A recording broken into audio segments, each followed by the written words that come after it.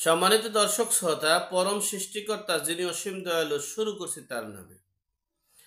আজকের বিষয় হচ্ছে বিএনপি নতুন কৌশলে সমন্বয়কারীদেরকে পকেটস্থ করে ক্ষমতায় যেতে চাচ্ছেন। সে বিষয়ে আমরা সংক্ষেপে আলোচনা করব। দেখেন, গতকালকেও আমাদের যুব ক্রীড়া উপদেষ্টা বলেছেন যে এই জুন জুলাইয়ের আন্দোলনে আমরা যারা হাজার হাজার লোক যারা আহত হয়েছেন, নিহত হয়েছেন, শহীদ হয়েছেন, তারা শুধু একটা নির্বাচনের জন্যই, একটা নির্বাচন করে একটা সরকারকে হটিয়ে আর একটা সরকারকে বসানোর জন্যই আমরা সেই আন্দোলন করিনি। আমরা আন্দোলন করেছি এদেশের সার্বিক দিক থেকে সংস্কার করতে হবে, প্রত্যেকটা সেক্টরে কম বেশি সংস্কার করে দেশের এই জনগণের প্রত্যাশা পূরণের লক্ষ্যে নতুন সম্ভাবনার দিকে এগিয়ে নেওয়ার জন্য, আমরা কাঙ্ক্ষিত লক্ষ্যে পৌঁছানোর জন্যই আমরা জীবন দিয়েছি। সুতরাং আমরা সংস্কার না করে নির্বাচন দিব না। অপরদিকে এই কথাটাকে পুঁজি করে সমন্বয়কারী সার্জিস এবং হাসনাত আবদুল্লাহর কথাকে পুঁজি করে তারা নতুন কৌশলে হাঁটছেন। তারা বিএনপি এখন এই কৌশল নিয়েছেন যে মিনিমাম 20 থেকে 30 জন সমন্বয়কারীদেরকে পকেটে নিতে পারলেই তো কথা বন্ধ, আর কথা বন্ধ হলেই তো আমাদের নির্বাচন হবে। সে 20 থেকে 30টা আসন তাদের দিবে এবং তাদেরকে কিছু মন্ত্রী পদ দেওয়ার জন্য তাদের নতুন কৌশল প্ল্যান শুরু করেছে।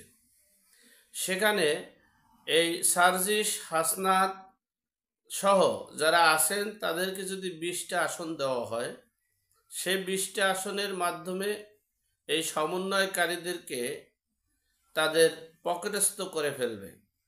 এরপরে তারা ক্ষমতায় যাবে, সেই নতুন কৌশল অবলম্বন করেছে।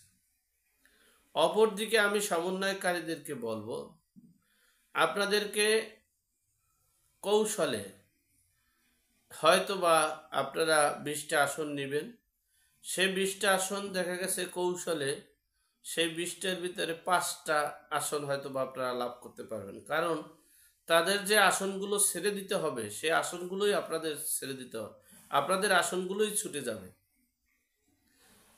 2 নম্বর অপশন হচ্ছে আপনাদেরকে জীবনের তরে শেষ করার জন্য এই কৌশল অবলম্বন করছে। আপনারা জানেন বিএনপি ক্ষমতায় থেকে একটা রাজনৈতিক দল গঠন করেছে। সেই রাজনৈতিক দল গঠন করে তারা কিংস পার্টি হয়েছেন। কিংস পার্টি হয়েই কিন্তু তারা ক্ষমতায় এসেছে।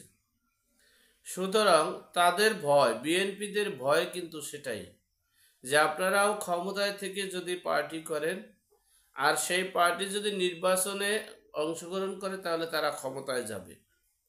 বিদায় তারা ভয়ে আপনাদের কিংস পার্টি করতে দিচ্ছে না, সময় ক্ষেপণ করতে দিচ্ছে না। এমনকি বিএনপি নির্বাচনে যাওয়ার জন্য, ক্ষমতায় যাওয়ার জন্য আপনাদেরকে বিভিন্ন কৌশলে ডিভাইডেড করার চিন্তা করেছে। আপনাদেরকে বিশ্বস্ত সূত্রে জানা গেছে 20টি সিট দেবে এবং মিনিমাম 2-3টা মন্ত্রণালয় আপনাদের দিবে।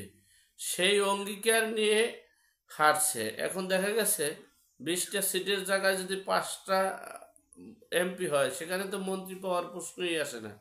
যাই হোক, এই হলো কথা। তো আমি এই সমন্বয়কারী এবং বৈষম্য বিরোধী ছাত্রদেরকে বলবো, আপনারা এই নিহত শহীদ পরিবারদেরকে সাথে ধোঁকা দিবেন না, আহত যারা হয়েছেন তাদের পরিবারকে ধোঁকা দিবেন না। আপনারা তাদেরকে প্রতিষ্ঠিত করার জন্য আপনারা একটা রাজনৈতিক দল গঠন করবেন। প্রতিটা ইউনিয়ন, উপজেলা, জেলা কমিটি করে আপনাদের নেতৃত্বে রাজনৈতিক দল গঠন করে নির্বাচনে অংশগ্রহণ করার প্রস্তুতি নেবেন। আর যদি বিএনপির ফাঁদে পা দিয়ে এই শহীদের রক্তের সাথে বেইমানি করা হয়, তাহলে দেশের জনগণ আপনাদেরকে ছাড়বে না, এই শহীদের পরিবার এবং আহতদের পরিবাররা আপনাদেরকে ছাড়বে না। এই প্রত্যাশা রেখে আপনাদের সকলের শুভকামনা করে আজকের মতো এখানেই শেষ করলাম। ভালো থাকবেন, সুস্থ থাকবেন। আসসালামু আলাইকুম।